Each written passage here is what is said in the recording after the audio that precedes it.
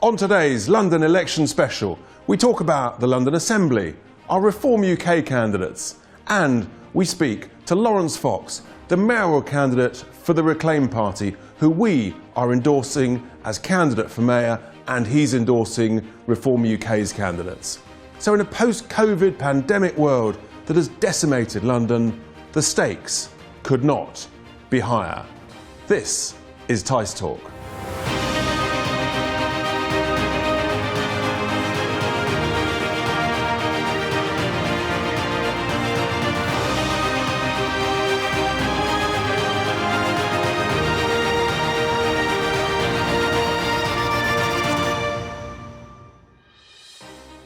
Hello, London, the capital of England and the United Kingdom, a 21st century city with a history stretching back to Roman times.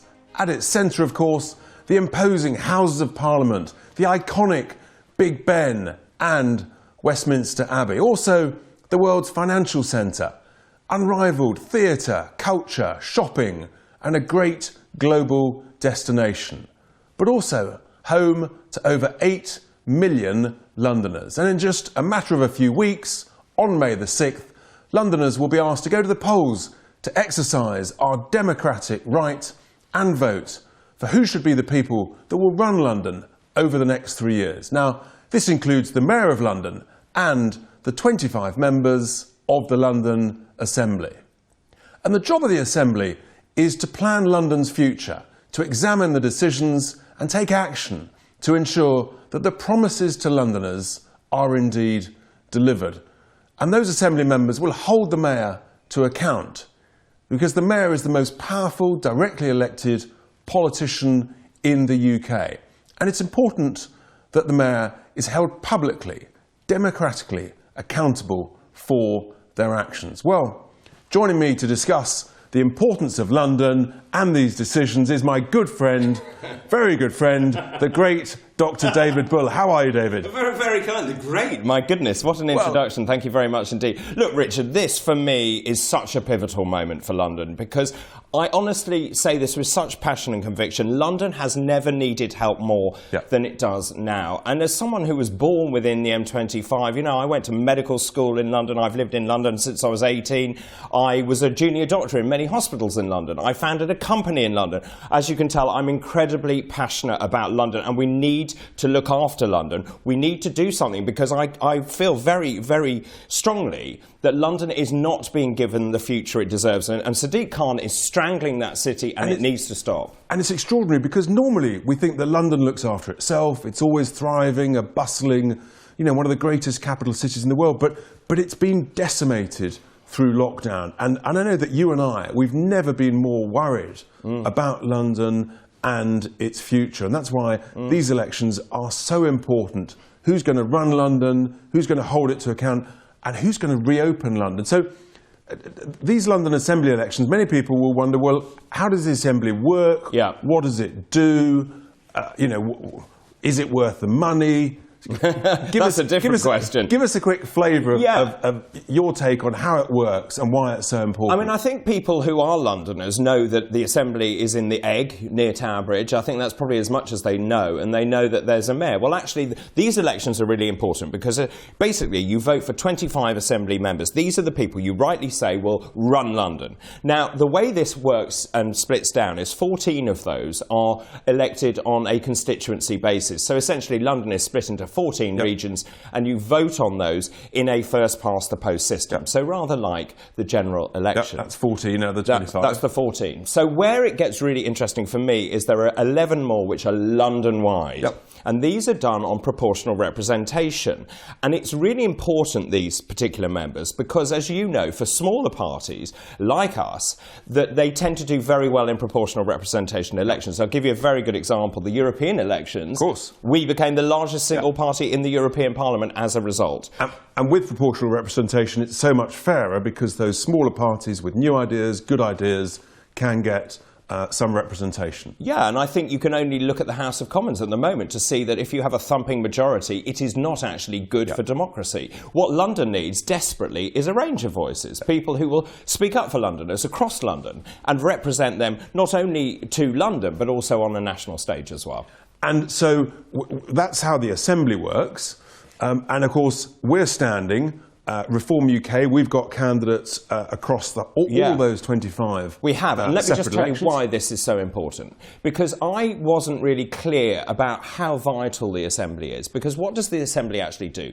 It actually holds the Mayor to account. And you'll be amazed to know that actually there is a multi-billion-pound budget that is at the bequest of the Mayor. And it's really important that the Assembly does actually hold them to account, because we need to know where our money is going. And in terms of policy for London, the Assembly also looks at the public policy, just making sure those policies are right. And the crucial thing, and this is where I think some of us do see what the Mayor does, is 10 times a year, the Assembly holds the Mayor to account. You've often seen Sadiq Khan squirming around. He really does. He doesn't like being held to account. He really can't. No, I don't think Boris did, actually. No, it's quite interesting, actually. Just, when they're put under a bit of direct pressure, how they respond. But we've got 25 candidates across all these elections. We have. And it's really important because we've got some very specific views about what needs to be done to help London as we come out of lockdown.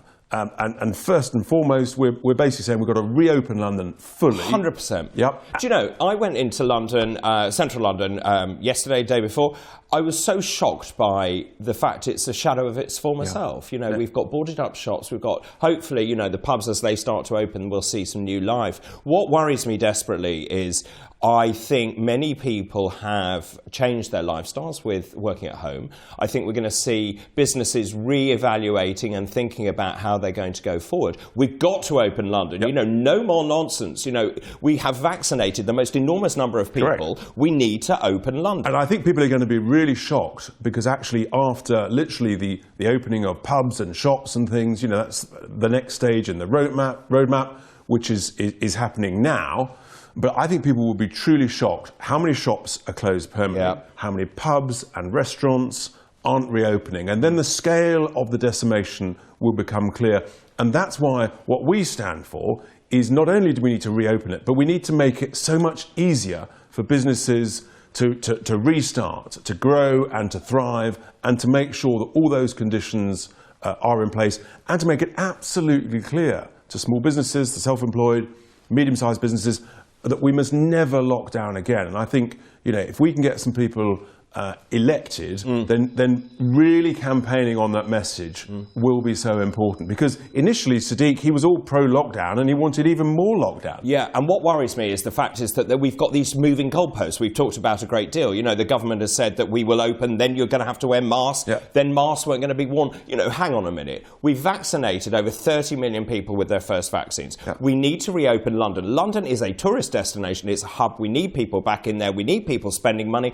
The businesses need to come back because they spend money in coffee shops and in bars and in restaurants. And it all becomes a sort of self-fulfilling activity, and that's how we create more jobs, more activity, more life, and that's what gives London its incredibly special feel. And so that's why we must also campaign. One of our other key pledges is that we want to campaign against the ULEZ extension, because that would be so costly for ordinary Londoners coming into the centre to help the city restart again. It's going to divide London. It's going to penalise the poorest, and that cannot be right. The congestion charge, when it came in, some people were for it, some against it. Whilst I believe that we need to encourage greener transportation, we also need to make sure that Londoners can access London. And, just basically flogging Londoners saying you're going to have to pay a huge sum of money to come into London doesn't seem right. As you say, it's divisive, it's discriminatory, and it would be,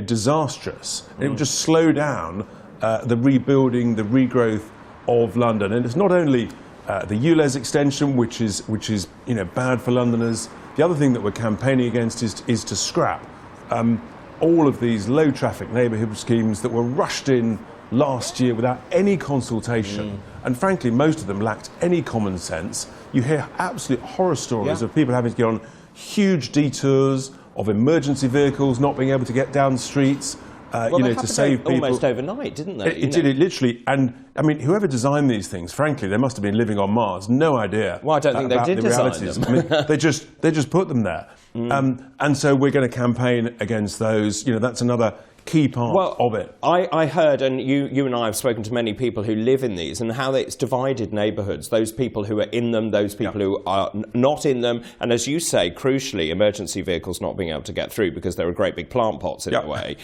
Really not thought through properly, and they need to go. They need to go. And, I mean, we've said it before, but it's so important that people understand we'll never lock down again. The collateral damage, we've talked about it, from lockdown has been absolutely huge, and I fear is actually only really going to show itself over the coming months. Correct. And the thing that worries me the most as a doctor is just the number of people who have been ignored. The waiting list for elective procedure is enormous. London's hospitals cannot cope, and that's why the Assembly is really important, because it needs to start putting the pressure back onto the NHS to say, actually, it shouldn't be a COVID-only crisis. We need to start treating people for other conditions. And you and I have talked before about the need, essentially, to have a contingency plan for London's NHS hospitals.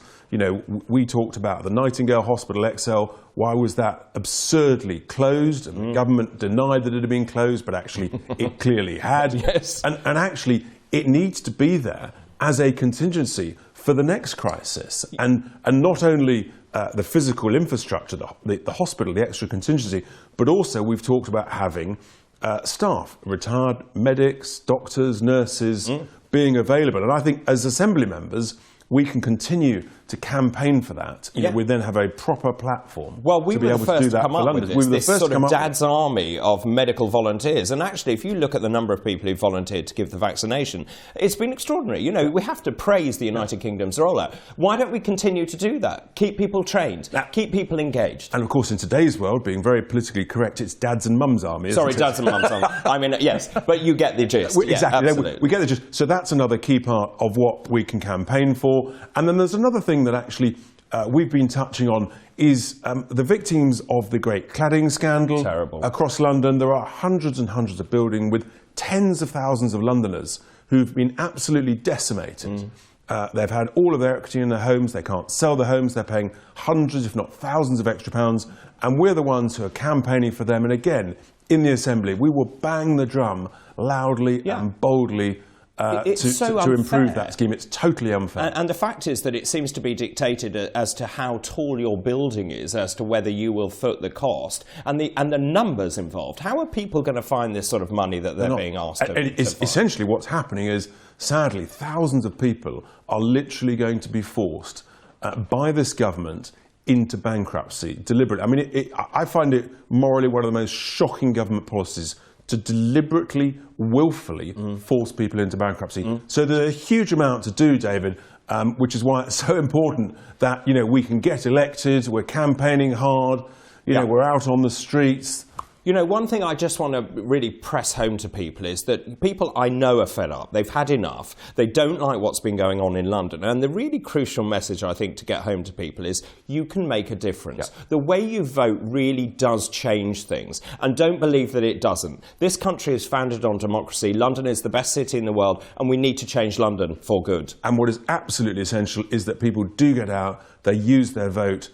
It's always important to use your vote, but possibly never more so than now. Well, look, that's brilliant. Thank you so much, David, for those thoughts at this important time. Thank you, Richard.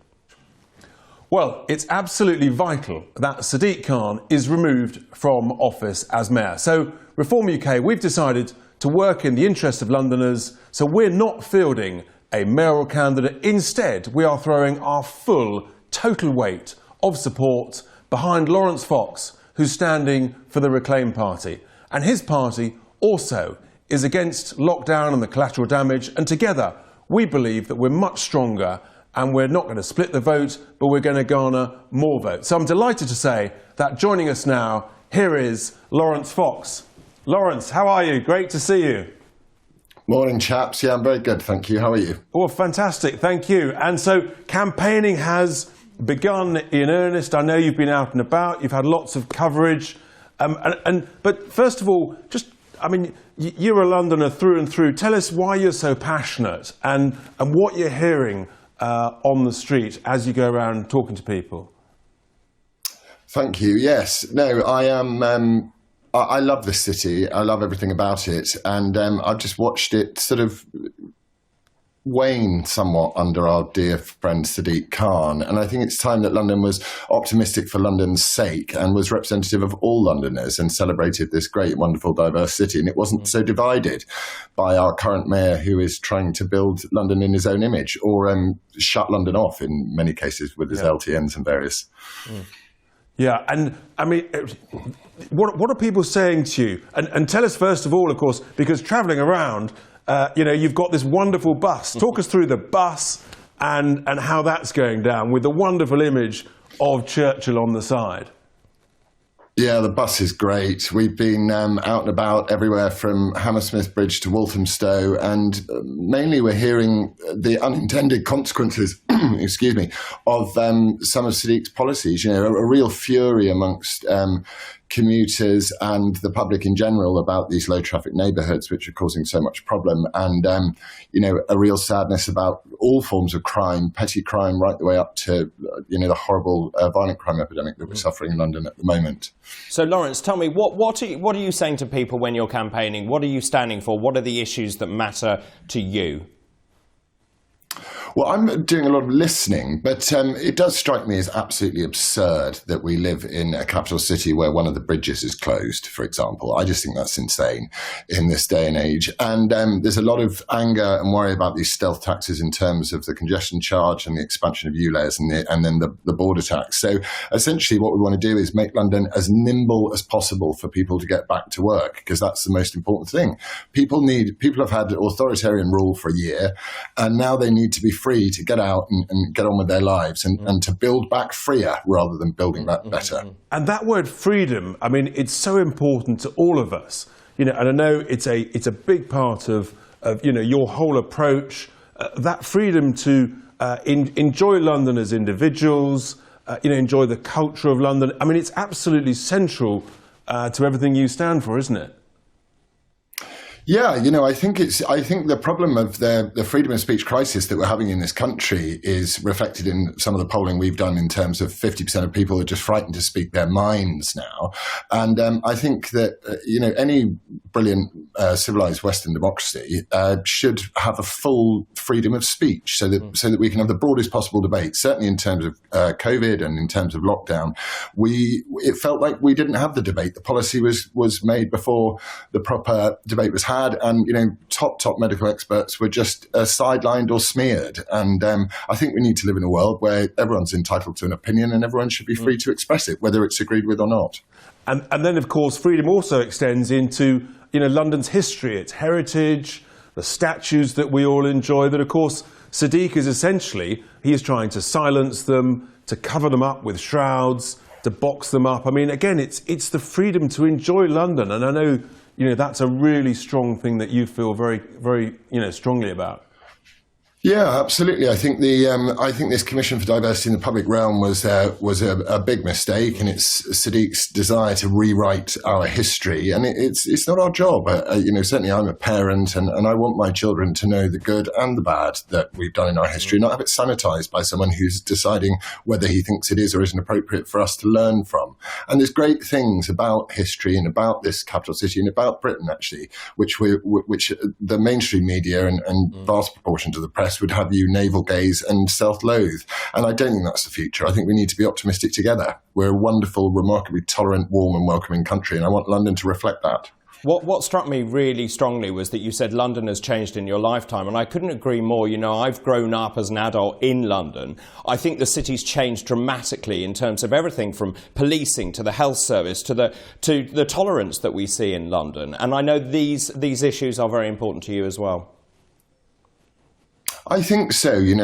As a child, if I was lost or if something bad happened, I was always told to go and find a policeman. But now with this two-tier policing system and, police I feel very sorry for the police. They're being forced to do things that I don't think they signed up to do. So I think we need to return to a very simple, without fear or favour, policing by consent, and be very, very tough on crime, petty crime, and all forms of crime, actually, because if you don't feel safe in London, then you're not going to want to go out and enjoy the wonders of London. And we need to get our tourism back, and tourism needs a safe environment to be in. So I think we need to, rather than virtue signalling policing, which is what Sadiq Khan is so brilliant at, I think we need to get out there and we just need to police. We need to say to the police, you are now free. Please feel free to do your job without fear or favour, and you have our consent to do it. And as you say, actually, it's that reassuring presence of seeing a bobby on the street. No one's interested in seeing, coppers sitting behind a desk or, sitting in their car policing the tweets. We want them on the streets, getting to know the local communities, getting to know the people that help that community thrive, but also spotting the wrong-uns.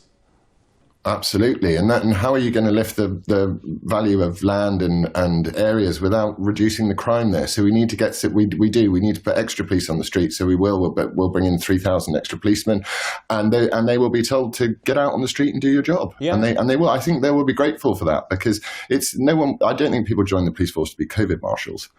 You know what I mean? No, and I think it's extraordinary, living in the East End, I've seen all the police stations close whilst the population's increased. We're building more and more houses and there are no police stations. It's insane. Absolutely insane. It is insane. This centralisation of everything is not helping. We need to get those police stations open and get the police off the computers and on the beat, as you say. And coming back to freedoms, I know another issue that's dear to all of our hearts is the issue of these proposed authoritarian vaccine passports. And again, it's a restriction on our freedoms. Tell us how you feel about those, Laurence, and what you're hearing about that on the street from people. I think if people thought lockdown was an impingement on their personal liberty, then vaccine passports will be the main course pudding, dessert, and after dinner drinks. It's the most appalling infringement on our personal liberty. And at some point, we do have to stop and go, look, we've had a very difficult time. It's now time to get London open. We've got the comparative evidence from America, from Florida and Texas and various, and we need to be able to say, okay, we've done a brilliant job to get to where we are, and now we need to get back to where we want to be. And that doesn't include vaccine passports. And again, it's a medical apartheid system. It's not what a democratic country requires. No, absolutely right. As a medic, I still don't understand it. As you say, our vaccine rollout program's been amazing. Over 30 million first vaccinations, 6 million second vaccinations. Why on earth do we need to continue with these sort of totalitarian measures? It doesn't make any sense to me. What is it, Milton Friedman, who said there's nothing so permanent as a temporary government measure? I think it's very important that we remember this. We lent our liberty to this government 3 months ago, a year ago, and as brilliantly as things have been done in terms of the vaccine rollout and everything like that, I want to see people back in their shops, and I want to see people, happy to invest in local businesses. That's what we need to do, actually, and walk past Pret-a-Manger and Costa Coffee and find your local barista, and let's build our communities again, and let's just return to that. I think that's what we need. I think that's what London is based on. It's a thriving hub of lots of little communities which come together to make this marvellous city that we live in. Yeah, I couldn't agree more. No, absolutely. And this whole issue of freedom, what I hate about the vaccine passports is the thin end of the wedge. That before you know it, they'll want you to have other data on there. For sure. And then you'll be getting messages as to why you haven't done this and that, and why you've been to the wrong type of restaurant and the wrong type of pub. I think it's absolutely awful. In terms also of freedoms, the difficulties of the wonderful London black cab community. I know they're a big supporter of yours, Laurence. They're having a tough time. The numbers of cab drivers has absolutely plummeted. And one of the reasons, of course, Laurence, is they can't get up and down the roads for the cycle lanes and the restrictions. What are they telling you? I think it's absolutely appalling how the black cabs have been treated. They're not in the London transport policy. Sadiq has essentially rewired London without consulting the black cab community. And these people, they're a character in the story of London. Yes. And as a father, I don't have daughters, but if I had daughters, I'd give her that £20 and I'd say, make sure you get in a black cab tonight. And she shouldn't have to leave from where she is and walk across 2 or 3 dimly lit streets because now there's no traffic anywhere except on the main thoroughfares. And we need to fully support our black cabs. You saw how wonderful they were to park down the Mall with them after the sad news of Prince Philip's death. And they're representative and indicative of what is so wonderful about this city. And it's a real shame that Sadiq has decided he's going to build back without any reference or understanding of what black cabs can contribute to us. Couldn't agree more. And you, we're obviously endorsing you as mayoral candidate. I'm sure you're having a huge sort of weight of opinion on your side on the street, which is amazing. You're also endorsing us, aren't you, in our assembly elections? I am thrilled to endorse reform and you guys, because I think what we're doing here is we're showing people that you don't have to agree on everything, but what you can do is, for the sake of the greater good, you can come together and you can say, let's work together to make this London a better place. And it's a great privilege and an honour to support you as well. Well, that's brilliant, Laurence. And you know, together, I think we really are hopefully shaping and influencing the debate, and it is so important because London is just such a wonderful city that we all hold very dear to our heart. Laurence, we could talk for hours, it'd be great, but we might lose our listeners. Thank you so much. I'm off to the pub. Yeah, well done, yes. Fantastic. Laurence, thank you very much indeed for that. Great, nice to see you. Thank you. Bye, guys.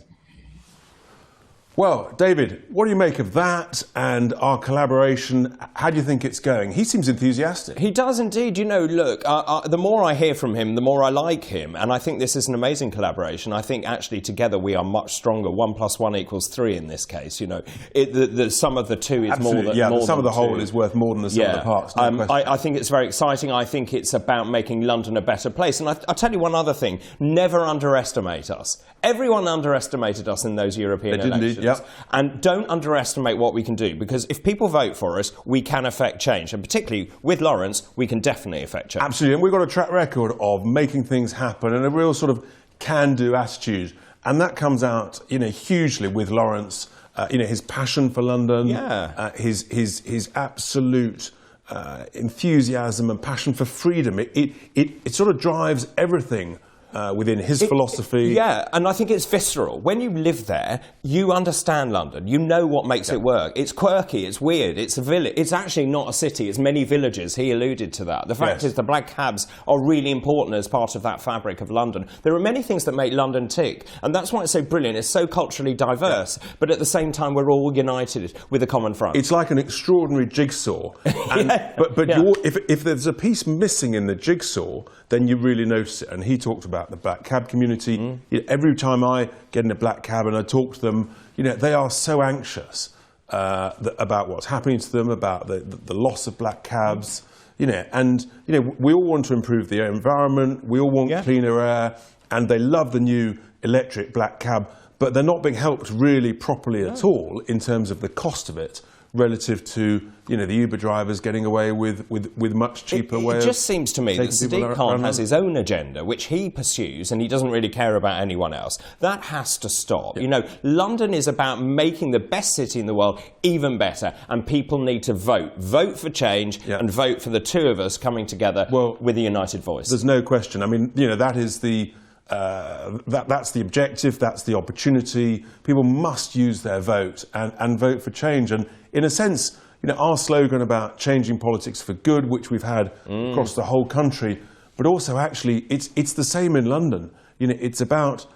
improving and changing London for good and for the better. And it is so vital. You know, every day I worry, I lose sleep actually over what's happened to London, because of course things like 5-day-a-week commuting into London, you know, that's not coming back for a long time. That's kind of a big impact. Massive impact. And you know, all of these things, these are parts of the jigsaw of what we love about And there's a great expression, isn't there?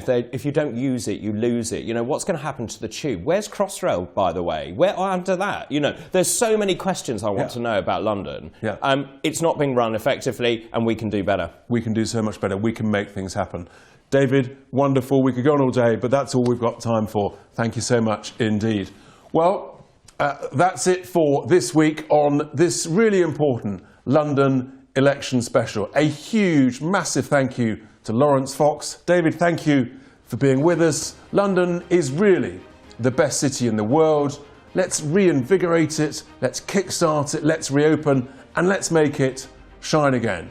Join us next time for plenty more politics, alternative views, honest opinions and thoughts. Until then, goodbye.